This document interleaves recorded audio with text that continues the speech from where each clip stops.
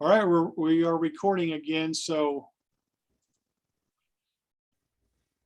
as we go through this class today, we're going to briefly touch on what it means to be a citizen, but how do we get to where we are today, to where you and I can be citizens who have influence in the realm of politics? Because remember last week,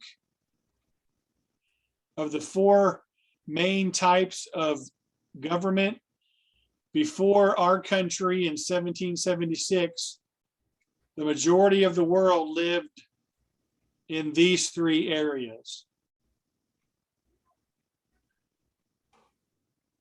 Everybody being a part of the government in a country is the new kid on the block, which you'll be relieved to know I never really got into them. They were 90s. So I was saved from that boy band stuff. Anyway, except I do like some great 80s groups of just guys like Hall & Oates and Wham. But anyway, I digress. What is citizenship? I really love this definition that is in your textbook. You'll want to know it, but the great thing about it is it's just three words, and it comes from the ancient Greeks. What does it mean to be a citizen? It means that you are an enlightened individual who engages in the government of your country. Enlightened political engagement. Enlightened means you have knowledge about what's happening in your country in the realm of politics. So you know about the politics of your country and you engage to the degree that you can do it. Everybody in America over the age of 18 that does not have a convicted criminal record can participate through voting. Everybody has at least that level of engagement. But in America, you can run for office. You can run for local dog catcher. You can run for mayor. You can run for different levels of local. All right, we will take a break there as Keely gets back on. And it goes all the way up until even to the federal level, you can become the president. Welcome back, Keely. Yeah, good to be back. Guys, let me hold on a second. I'm sorry about this. Hello? Yeah. Good. Are you guys outside? Okay, I'm sorry. Let me hold on a sec. I'm teaching a class over here. Guys, give me a couple of minutes and you guys can listen to the Bee Gees again. I was talking to my class, not you. Oh, sorry. Well, I'm right here in my house next to you. I'm coming out the door. Okay, I see you.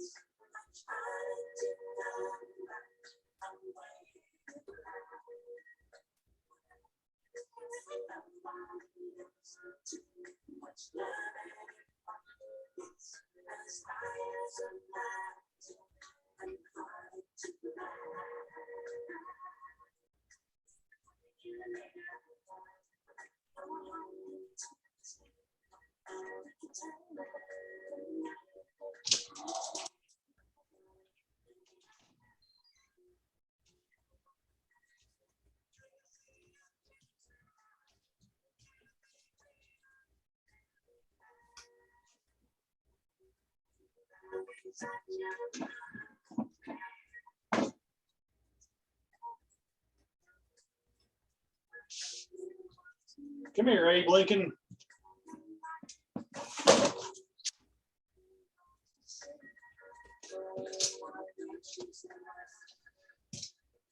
Nothing but the top quality for you guys.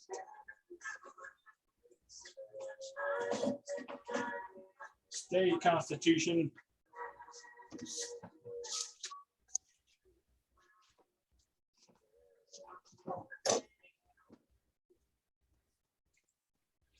Okay, guys, I apologize. I don't know if you got to read my, who did we lose? Panama again? I don't know if you got to read my instructor bio, but I'm a full-time pastor. So we got these guys over here looking at our units on top of our roof. Sorry about that. And the props behind me, Carl Albert doesn't give me much of a budget. They're more for my wife's sake to hide all my clutter. So if you saw the clutter, don't tell my wife, okay? And she'll be happy. This is my man cave slash den, but it is pretty cluttery. All right, we'll wait for Panama to join us. If you want to see some really cool YouTube videos, go to, have you seen those reaction videos of people from your generation listening to old music? Look for reaction videos to the Bee Gees, that song I was just playing. And people can't believe that's a guy's voice. But Barry Gibb had one of the highest voices you'll ever hear for anybody. All righty, come on, Panama. Well, we're just going to go back to, we've got to get a move on. So you can, as you engage as an American, you can even eventually become the president of the United States, and you don't have to be a professional politician. You don't have to, all right, Panama, we're back. We're just picking right up so we can finish. The thing about living in America is you can become the president. Now, there is an age limit. You have, does anybody know how old you have to be president? According to the Constitution? 44? No, Is it? 45? no, It's 35. 35, Yeah, right. I thought it was 45. And you have to be 30 to be a US senator, and you have to be 25 to be a US rep. So, but any American citizen could become that. Another basic definition of being a citizen is in terms of what you do. Your behavior as a citizen is, or a citizen behaves in that they learn how to be good to one another. And remember, that goes back to the guy named John Locke, that the only thing government should do is keep, the only time government should interfere is if an individual is, sorry guys. Yeah, open it, come on in.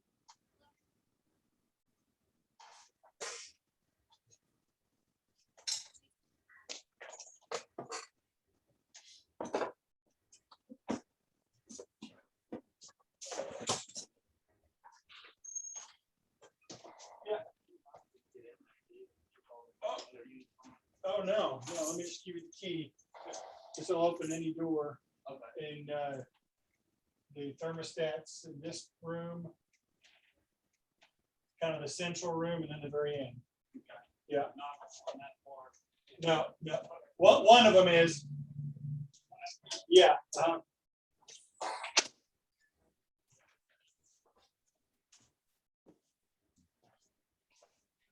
I really apologize, guys. They were supposed to be here at 8:30 this morning. But so let's kind of go into the history of how we got here. Can you guys see this thing called the Great Chain of Being? Is it on the share screen? The pyramid? No.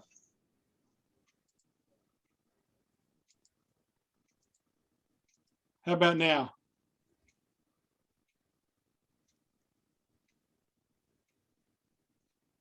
Panama, can you see this pyramid? Can you see it Yeah, I clearly? can see it. Okay. Vianne? Yeah. Okay, this will be on your test. And they will be blank. So you'll want to, I mean, of course, I'll provide it in the slides, but about the time of our founding, well, let's go back before that. Let's go not all the way back to 1492, although it would apply. But let's just say 1492 to the 1700s. And since the majority of our earliest immigrants were from England, the way that the English society functioned is represented by this pyramid called the Great Chain of Being. Now, up here outside of humanity, you have God. Now, my history teacher at OSU said in between God and the king is Elvis, but we won't put him on there. He was this really old singer from the 50s. That's kind of a reference to Spider-Man and the Avengers. There's this really old movie called The Empire Strikes Back. Anyway, are you guys with me? Okay. So God is outside of humanity, and of course he is above everybody. But then the way society was set up was just in like this pyramid. And it was smallest at the top, and then it got larger. Of course, the king. And depending upon the country, he was the absolute ruler, or he had some limitations by this group here, the nobles.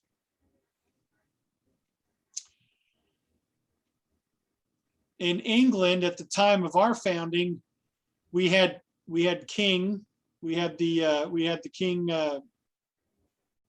King James, not King James, King Henry the Tyrant.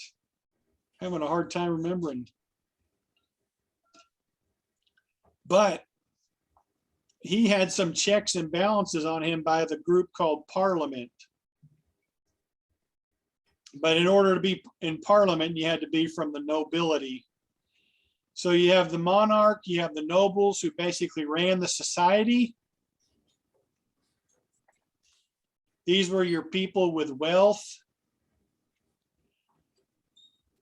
They dressed the part because they wanted to impress.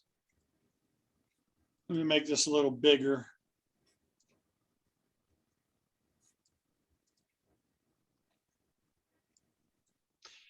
They wanted to impress the people below them. In this way, they were communicating to the inferiors below them our status as the nobility.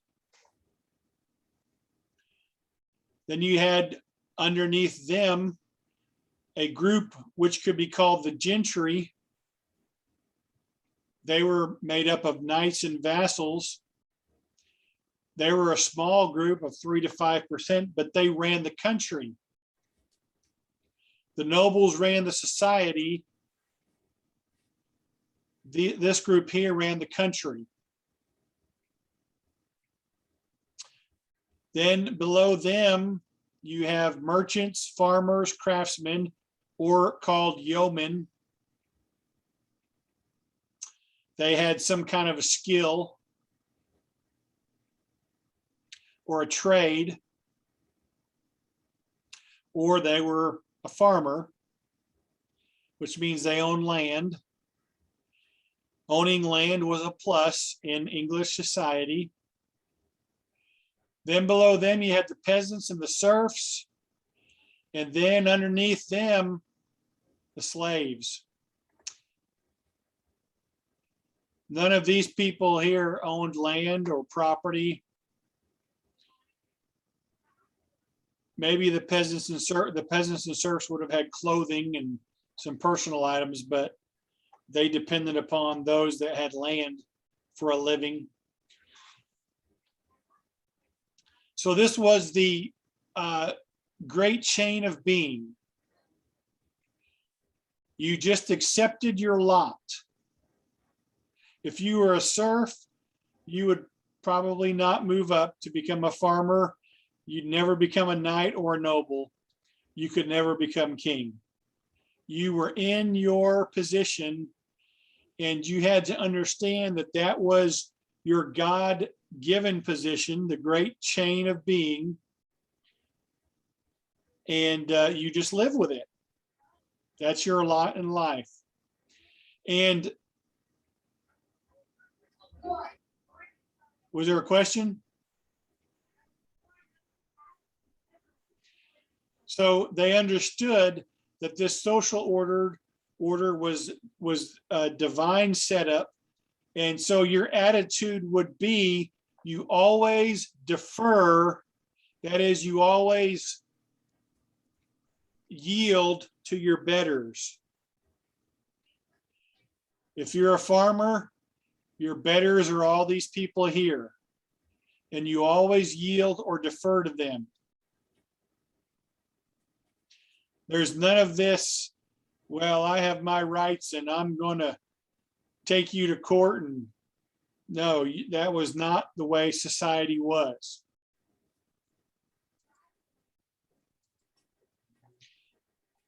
So Americans wanted to change this. Actually, they wanted to completely eliminate it with the principle that all people are equal. No one is better than anyone else because of their birth or their status in life. Now, the American colonies were very similarly ordered.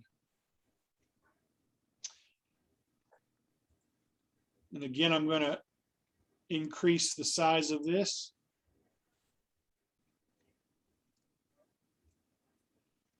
So we're talking about the time of the 13 colonies.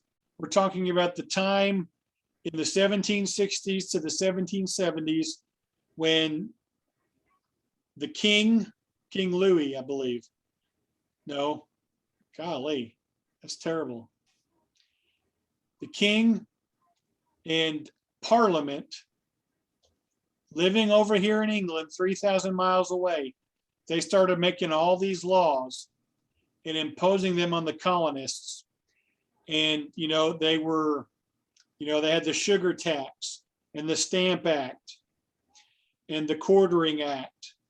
They had all these laws that they were imposing and taxing the colonists, and the colonists got tired of it.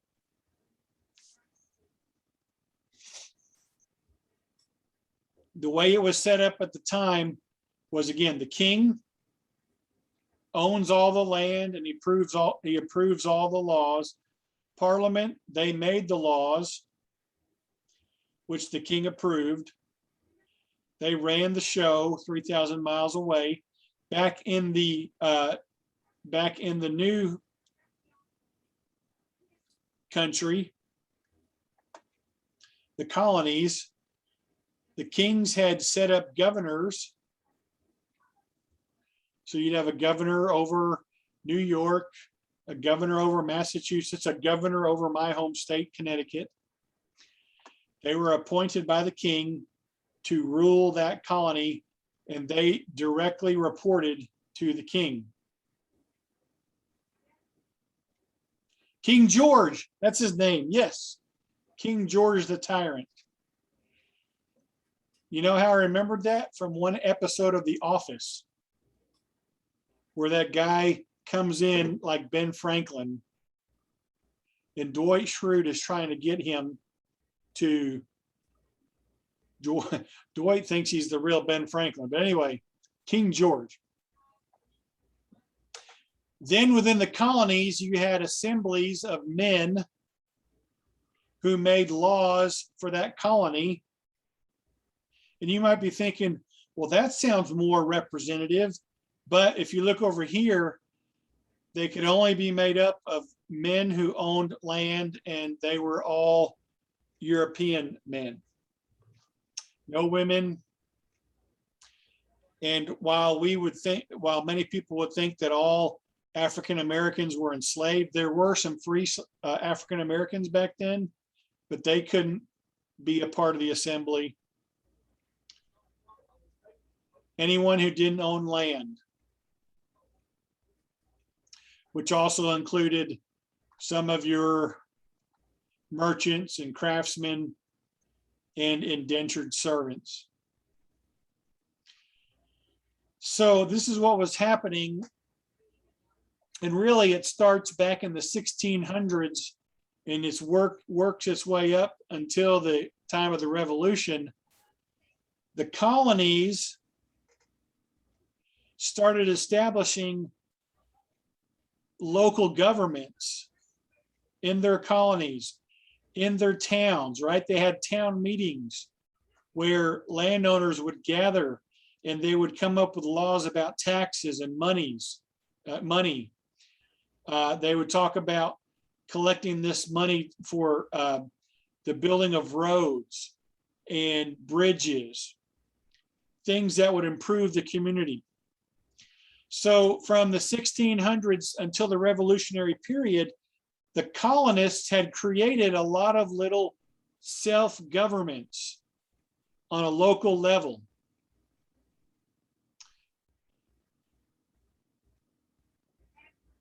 Well, what happened in the colonies, guys, during those times? Well, in New England, they discovered abundant ocean life, and so they had a whaling industry in Rhode Island, and they caught a lot of fish, and they had a great market for seafood. And then some of the colonies had great forests, and there was a lot of wood production. And some colonies had great minerals, and they planted great crops. And what happened was the colonies became great money makers for England. So the king and parliament and some wealthy people in England who had chartered the colonies, the American colonies became a cash cow. And so we're going to export things out of the colonies to other countries and make money. And we're going to tax the colonists too and make money off them. And so these people up here are getting richer, and they're imposing more taxes on the colonists, and the colonists are not liking it. And what the colonists want is they want representatives over in England who will basically represent them and their interests instead of Parliament living all the way over in England, living in cushy London and the English countryside, getting rich off of American crops and goods and things like that. We want somebody who's going to represent us directly and keep our interests in mind too. Now, this was almost like an insult to the king and parliament. It was like, how dare you unruly Americans think like this, because we are protecting you. We are protecting you from France. We are protecting you from Spain. How can you even think about wanting more when we're protecting you and you are to be subject to us? So all of those local governments and all of those changes from the 1600s to the Revolutionary period changed American thinking. So they wanted to throw off this great chain of being. And you have people like Jefferson and Madison and Franklin and Washington, and they're reading John Locke and Thomas Hobbes and John Stuart Mill. They're reading about governments should be there to protect the people, not fleece the people. And governments, their power should not come from, their power doesn't come from up here, but power comes from the people who allow their leaders to lead them. The people, we will choose our leaders and we will allow you to represent us. But if you get out of line, we will elect somebody else and take you out of office. This was the thinking that was happening in American colonists. So we're going to look at a bunch of quotes now from some of our founders, but always keep this quote in mind by Abraham Lincoln, who lived much later. The problem with quotes that are found on the internet is that they're often not true. So do you think Lincoln knew what he was talking about?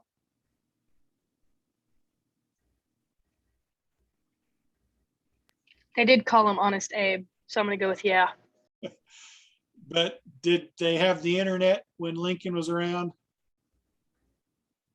So this is not a true quote. So just kind of being ironic there, but these are true quotes. So don't let your professor or your instructor pull the wool over your eyes. All right, Sam Adams, even though he's known for beer, he was a founder, and he was a pretty good guy. He said, "Courage then, my countrymen." In other words, let's have courage. Our contest is not only whether we ourselves shall be free, but whether there shall be left to mankind an asylum on earth for civil and religious liberty. All right, here's Instructor Bing's paraphrase. As they're talking about breaking away from England, and keep this in mind, there were American colonists who said it would be wrong to break away from England. Welcome back, Keely. Yeah, sorry. That's all right. I was going to give the translation of this quote, what he was saying here. But we have to keep in mind, not all American colonists wanted to break away from England. You still had that group known as loyalists who said, no, we must stay loyal to England. So as Americans are starting to think about breaking away from England, Sam Adams says this. As he puts down that chug of beer, he says, basically, we've got to remember, we got to keep in mind here that what we're doing is not just for ourselves, but all of mankind is going to be looking to us to see if democracy, if liberty will work. And so we've got to have courage. If we're going to do this, let's do it with all of our hearts. Let's not be wishy-washy. Are we going to be a laboratory for the whole world to see civil liberty and religious liberty functioning in a country? Now, you guys, I know, have heard of Patrick Henry. His famous speech that ended with, "Give me liberty or give me death." He would rather die than have to live as a slave or live as a servant to someone else. Did you know that when he was a young man, he was known to have said at the dinner table in a very dramatic fashion, "Give me the potatoes or give me death." And he went on to teach this to his family, as this great Far Side cartoon demonstrates. Now, if you guys don't know who the Far Side is, hopefully you guys know what comic strips are. The Far Side is a classic, up there with Calvin and Hobbes. All right, some other great quotes here. Your love of liberty, your respect for the laws, your habits of industry, and your practice of the moral, wrong quote, sorry. What I'm leading to is, as founding fathers are giving speeches like "Give me liberty or give me death," as they are writing editorials in the newspapers, as they are writing books, as they are writing little tracts that are all advocating for freedom, eventually it leads to Thomas Jefferson writing the Declaration of Independence, where it begins, "We hold these truths to be self-evident, that all men are created equal, that they are endowed by their Creator with certain unalienable rights, that among these are life, liberty, and the pursuit of happiness." So we can see John Locke and his belief in life, liberty, and property all over the influence of influencing the Declaration of Independence. We also see in that first opening stanza that government is to secure these rights. To secure these rights, governments are instituted among men, and the governments get their power from the consent of the people, the governed. And whenever any form of government becomes destructive, AKA England, it is the right of the people to alter or to abolish it and to set up a new government. A government whose foundation is on the principles that would affect their happiness and safety. So what is he saying there? What were we saying in the Declaration of Independence? We were saying, England, we are declaring to you that you're being a bully. This is Instructor Bings's interpretation. You're being a bully. You're governing and you're using your power to take away our life and our liberty and our pursuit of happiness, our property. And governments should not do that. Governments should protect the people. And governments should provide so that the people can pursue their own interests and be free. And so, since you guys are doing this, we are breaking away from you. And we're going to form our own government. And it's going to be a government that is built on the principles of life, of equality, of liberty, equality, and democracy, as it lays out in our textbook. So,